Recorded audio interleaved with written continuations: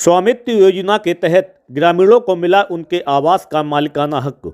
पटियाली तहसील परिसर में तहसीलदार ने 100 ग्रामीणों को सौंपे घरौनी प्रमाण पत्र।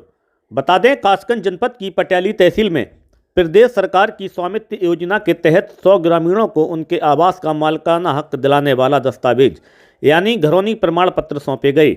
बता दें कि ग्रामीण परिवेश में अधिकतर आवासों के कोई कागजात नहीं हुआ करते थे।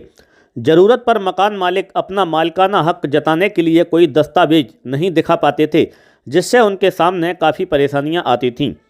प्रदेश सरकार की स्वामित्व योजना के चलते ग्रामीणों को अब इस संकट से निजात मिल गई है।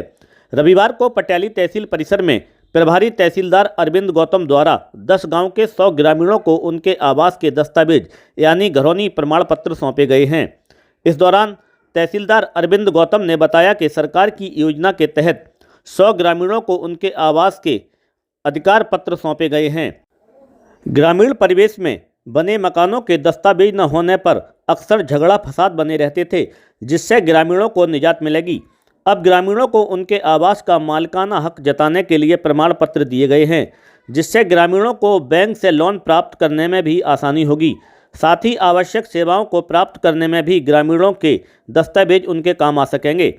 इस अवसर पर अरविंद गौतम तहसीलदार पटियाली, जिला पंचायत सदस्य आराम सिंह साक्य, पृथ्वी राज सिंह रजिस्ट्रार कानूनगो, भूप सिंह यादव, लेखपाल आदित्य गौतम, पंकज सक्सेना, ऋषि यादव, किरण लता, आशीष श्रीवास्तव आदि मौजूद रहे। सर, आज स्वामित्व योजना के तहत कितने ग्रामीणों को प्रमाण पत्र वितरित किए गए?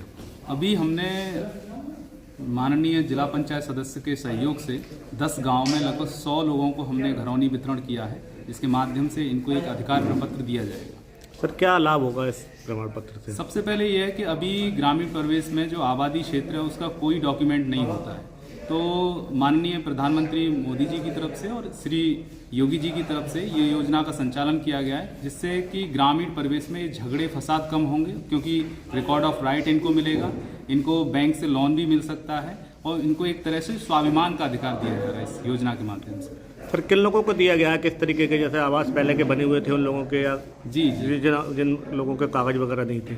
हाँ, जिनके कागज नहीं थे, ग्रामीण परिवेश में आप देखेंगे तो किसी के पास भी एक आबादी की भूमि होती थी, उसका कोई डॉक्यूमेंट नहीं होता था। तो अब क्या है कि जिनका जिस जमीन पे कब्जा था, जो खासकर लीगली था, जो श्रेणी 6-2 की भूमि थी, उस पर उनके मकानात बने हुए थे, तो उसी के आधार पर उनको ये सभी प्रपत्र वितरित किए गए।